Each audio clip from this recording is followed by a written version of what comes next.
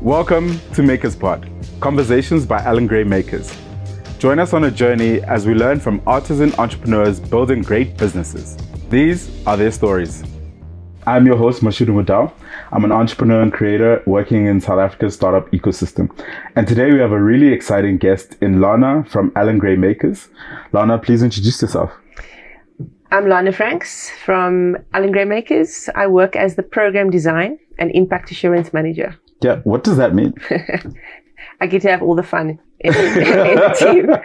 It's a creative role, so I oversee literally the design of the program. So we have participants in mind, and we ask ourselves, so what do they need to start to grow or mature their businesses? Yeah. And then how do we ensure that how do we measure the impact? How do we know that we're hitting the target? What is the target? And how do we measure it? Yeah. And I love that. Yeah. And maybe we take a step back before we get straight into the impact and the nitty gritties of the work. What is Allan Gray Makers? Yeah. Wow. It's a beautiful space. Let me just tell you that. I just love the organization. It's very focused on making a difference in the area of unemployment in the country. We have a huge unemployment problem. And so we've really positioned the program to say, how could we address that through entrepreneurship? And so we focus on helping artisans start, grow, and mature businesses. Yeah, and obviously this is done through the StartUp Academy. Can you tell us more about how the StartUp Academy came about and who it focuses on? Yeah, so as I said, there are these three phases. You start, you grow, mature. So StartUp Academy really looks at that first phase, pre-start. So an artisan who has a trade, skillful in what they do, plumbing, electrical work, welding. And we say, great, how can you take that trade and start a business? And so the StartUp Academy is a 8-month incubation process that takes them from pre-start or early stage. Sometimes somebody has tried, but it's not operational. Yeah. So we call that very early stage. And we take you from that to an operational business at the end of 8 months. Yeah. And, typically are artisans really focused on building businesses? What was the deep intention or the key information that you guys had that really showed why this was important? Yeah. So initially, Allan Gray Makers, just the concept of focusing on artisans was really birthed in the original founder, Allan Gray himself. That was his last sort of big intervention. And so he wanted to do something in that space. Previously, the organization really focused on university students and helping university students start businesses. But there was this clear gap. What about technical and vocational trades? And so, the philanthropy took that and then Allan Gray Makers was really born out of that vision, to make a difference in this space. And then, but added to that, just in the country, there's a big deficit of artisanal trades. The country needs more, 15,000, I think 30,000 a year, and it's currently 15,000. So we know that we need to advocate for more trades because it's such a fundamental part in building a country. I mean, everything we're sitting on, everything around us was developed by a maker. Yeah. So we see it as an important part of developing our country. And then in addition to that, there are many artisans who unfortunately are still unemployed. And we think, okay, great, but you've got the skill, the country needs it. Let's help you start a business, Yeah. So it's all of that. It's a mix of reasons. Yeah, and there's a mindset thing here where it's I have skills, and there are a significant amount of young people in South Africa who have great skills, but aren't necessarily using them in order to, they're either just sitting at home, applying to jobs, trying to find jobs, and they have that mindset that they need a job, and not necessarily to go, if I use my skill to try and build a business, that would be still me using that skill that I already have. How does the program really help people go from this mindset to that mindset? Yeah, it's such an important question. I'm thinking of two things. The one is just related to the other things we do, is to advocate for entrepreneurship in TVET colleges. Because it's largely set up for job seeking. The entire system is set up to promote finding a job. Yeah. And so that whole thing needs to be reimagined to say, what if entrepreneurship was the norm for an artisan? Yeah. How do we redesign that entity to, help your students think about starting a business? So there's that work. But then post that, within the program, we have an entire section entire phase focused on a mindset. I think that is the critical thing. We do a lot of work on just developing the entrepreneurial mindset, saying, there's so many things there, but the power to choose, to create a vision for yourself, to take action, identify an opportunity, being resourceful, starting with what you have in your hands.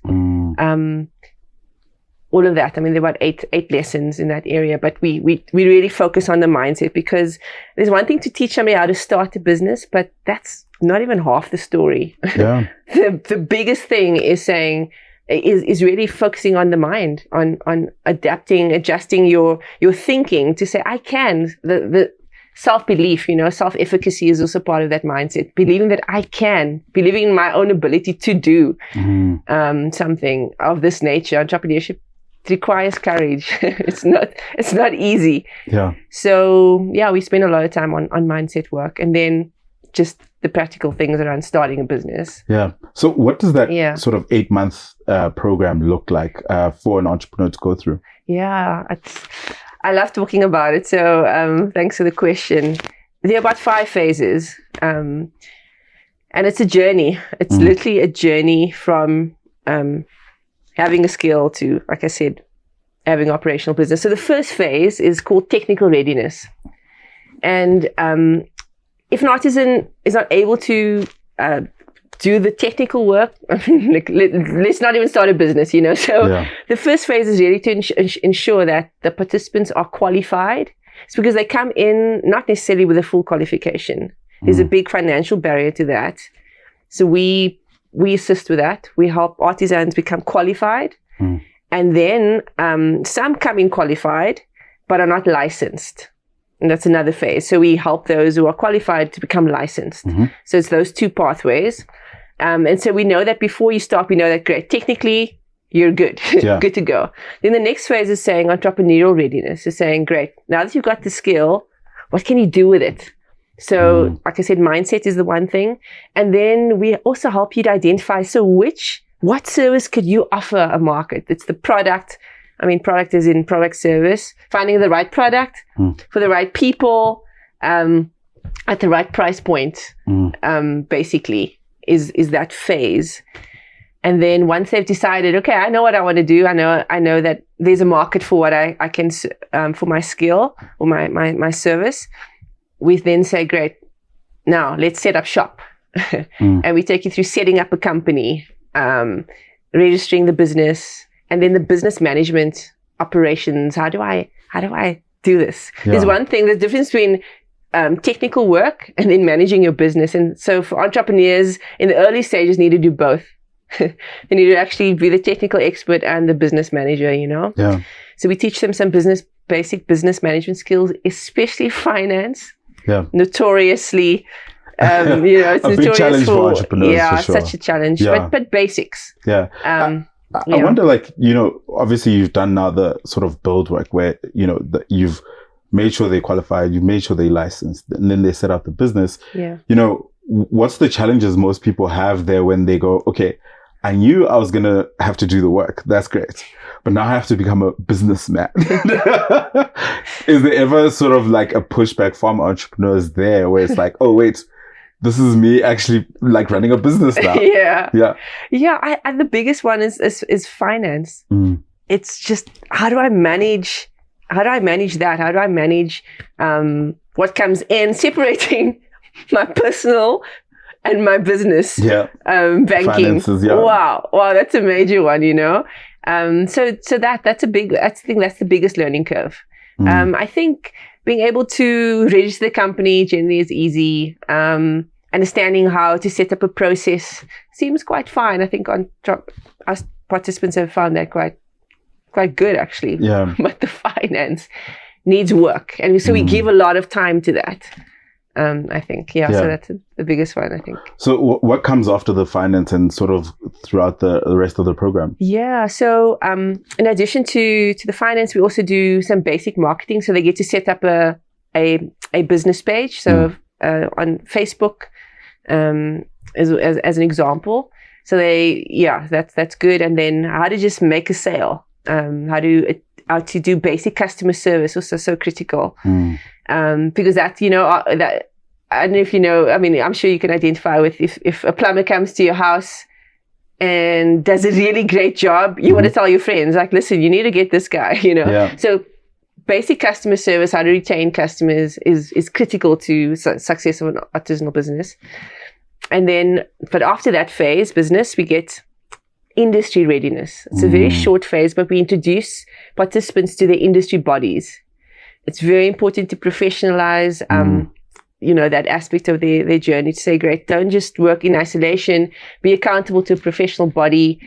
For example, plumbing would be IOPSA, and they're very established, lots of support within the plumbing or the professional bodies. So we introduce them to that. And then it's time to say, fly. So we then end with market readiness, which is the fifth phase, which is then to say, go and make sales. So we have some targets for that. So we say, we set a revenue target for them, or a minimum number of jobs, so that there's repeat sales. We want to know that you can not just sell to one person, your family, your member, your friend. No, but you can sell to a market. Yeah. And that for us is success, is having an operational business. And it's been amazing to see the results of that, in fact. Yeah. So you come into the program as an artisan, you come out with definitely the knowledge and the understanding to be able to operate a business in your space. 100%. What does it look like to see those entrepreneurs build businesses now and employ other people and start to grow those businesses and scale them as well? Yeah, it's incredibly rewarding. I think just for us as a team to see that happen, that wow, this actually works, is incredible. And then we provide post the program. So once they finish Startup Academy, we don't say goodbye. Yeah. No ways. It takes, they call it the first 1,000 days. Like a baby, the first 1,000 days of a human life is so critical. First 1,000 days of a business is so critical. So we then support them beyond that with other program interventions, business advisory, etc., to help them grow from just employing themselves to saying how can you then employ others, because it's limited, right? You can only do that much on your own. And so we provide interventions for them to grow. I just met a participant last week who is graduated a year ago. Wow, I was just blown away by what he's done. He has firstly, he's networked with other businesses within our association. So we call it the association, is our alumni program. So once the Startup Academy, once they graduate, they form part of this collective, and there's that opportunity to create business networks, right? So he's done that. He's actually made the most of that opportunity, where they've now, I mean, he's from Johannesburg. He's expanded to Cape Town. Oh, wow. Wow. And he's making like this year, he's made like 500,000. 500,000? Yeah. Wow. In annual revenue. That's incredible. Yeah.